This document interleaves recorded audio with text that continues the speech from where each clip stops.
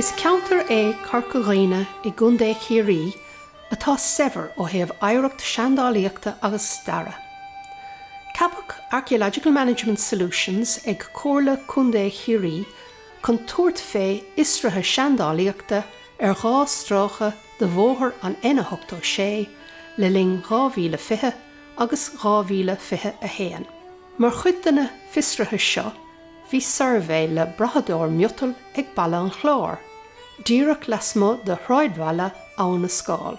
Dénach an survey seo híomh ó chugan na Saoirse, mar tugach fé líochán an 8 láithéag de Lúnasa 1920. Sa bhliain seo, a bharcálann chothrom 100 bliain ó chríochnaigh chugan na Saoirse in Éireann, léiríonn an gearscanán seo ólas áitiúil agus starúil féin méid hit amach ag líochán Bhalla an Chlár. So what we're doing here today is we're undertaking a metal detection survey of the wider ambush area, hoping to find some artefacts or items that related to the ambush. So we're undertaking a survey across the whole area by an experienced metal detectorist, and he will be plotting any hits for any items and coming back to survey these locations and digging test holes to try to find some evidence of the ambush. This field that we're standing in, the field of the ambush, belonged to Paddy Kennedy at that time, the man that was subsequently killed. But it was not chosen, the ambush site, because it was his field. It was chosen because the road below us was straight, and also because of the clear view of the Dingle Road from a distance. But it's ironic that the man that suffered most, that he farmed this land. And behind me here, one of the pivotal events of the war occurred on the 18th of August 1920, known as the Unskull Ambush. Volunteers from the 1st Battalion, the 4th Battalion and the 5th Battalion from the Kerry No. 1 Brigade ambushed a detachment of soldiers who were returning from Dingle to Tralee after delivering supplies to the East Lancashire Regiment, a company who were based in Dingle at the time. It was decided to ambush the truck, as I said, behind me here on the road from Tralee, from Dingle to Tralee. The truck was ambushed on its return journey primarily because they needed time to get the landmine ready and to get the volunteers ready in place. There was 65 volunteers took part in the Unskull ambush.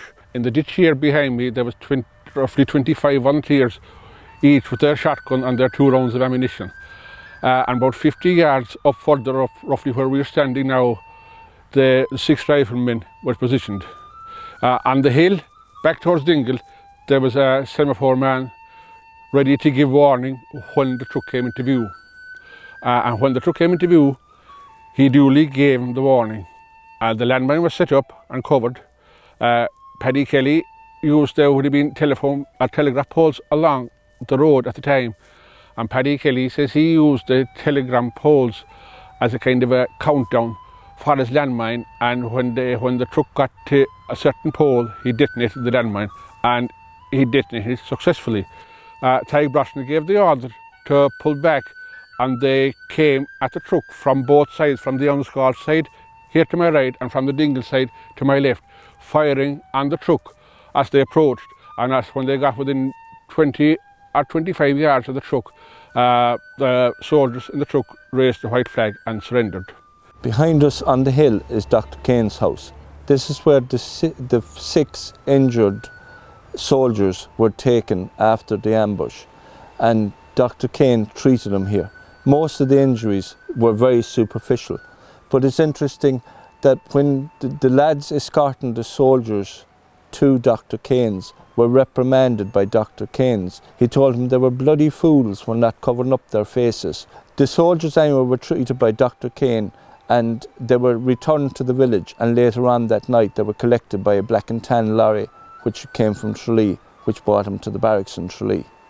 So the days following the ambush, Army and the Black and Tans were intent on arresting those involved. So they came from Tralee, which is 20 miles distant, by convoy to search the area for those involved in the ambush. So on the 20th of August, they had arrived in the village. The village postman was doing his rounds and he met Paddy Kennedy and alerted him to the fact that the Tans were doing a sweep and arrest operation.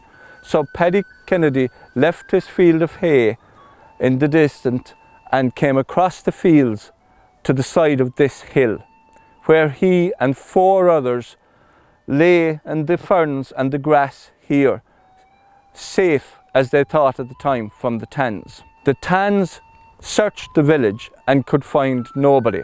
So they came on the road, the main road, to Inch.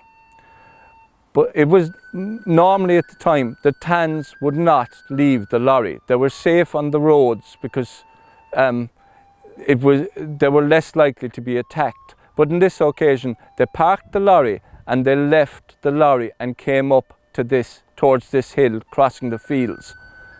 But they stood in this ditch and the 5 unarmed men lay here in the field. They knew who Paddy Kennedy was because they picked him out and it was a single shot. They killed him. The inquest into Paddy Kennedy's death came up with the verdict that he had been shot while unprovoked and while unarmed.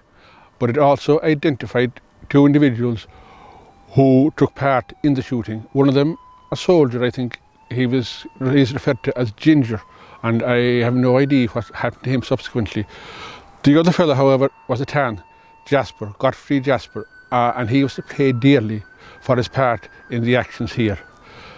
Godfrey Jasper was taken off a train by volunteers from the Noel Brigade in Tralee at the end of September, and he was removed to Archaeologists and held prisoner for 3 weeks and interrogated as to his part in Paddy Kennedy's death.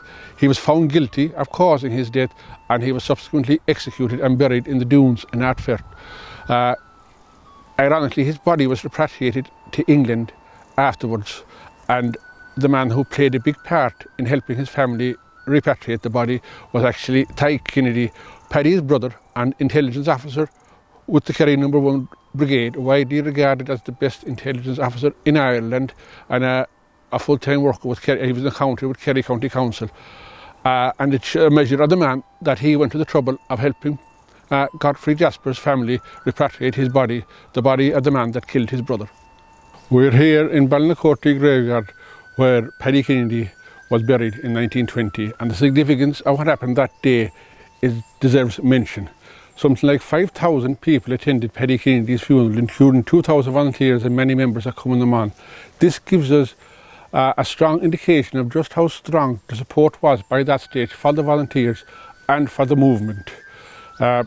Paddy Kennedy's grave, which is located here, on that day they fired a volley of shots over it, and the last post was played as he was lowered down into the grave.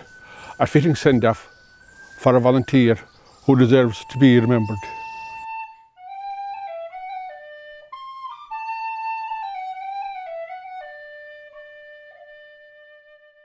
The metal detection survey at Ballinclare gave us an important opportunity to investigate the site where the ambush took place, which will ultimately be impacted by the upcoming road improvement works here on the N86. A number of metal finds were identified at the site, including buttons, coins, a lead buckle, a lead bag seal and other objects. Although we cannot definitively link any of these objects to the ambush itself, the survey has nonetheless offered us a unique chance to investigate and record this historic site in advance of road construction. Tá súlagainn go léiríonn an scanán seo an tlí gur féidir le fisrathe seandálaíochta cabhrú chun scéal na imeachtaí starúla seo in Unskull a shielsiú im léana seo, a chomóra céad. Mar a cúnamh fial pobl áitiúil Unskull, ní bheidh sé seo in déanta, agus táimid féar bhuaach dóibh.